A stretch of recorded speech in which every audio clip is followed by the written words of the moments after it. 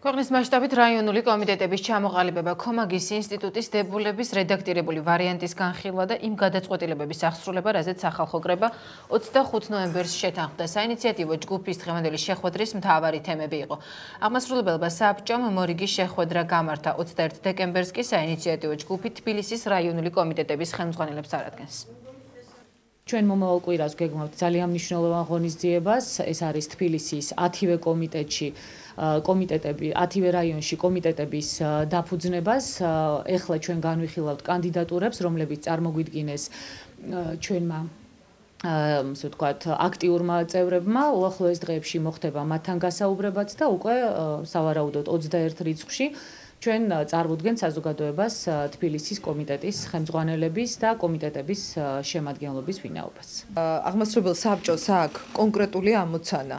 ან მან უნდა შეძლოს ძალიან მოკლე დროში ორგანიზება, რომ კრების მიერ მიღებული გადაწყვეტილებები აღასრულოს, ან ამის თაობაზე შესაბამისად მან გააკეთეს განცხადება, რა არის შემდგომი ნაბიჯი. ამიტომ საბჭოს წინაშე დგას ის გადაწყვეტილებები აღსრულების მოვალეობის თვალსაზრისით, რომელიც მიიღო სახალხო კრებამ. და ამ ამოცანების გადასაწყვეტად არის ყველა შეკრება, რომელიც კრების შემდგომ დგება.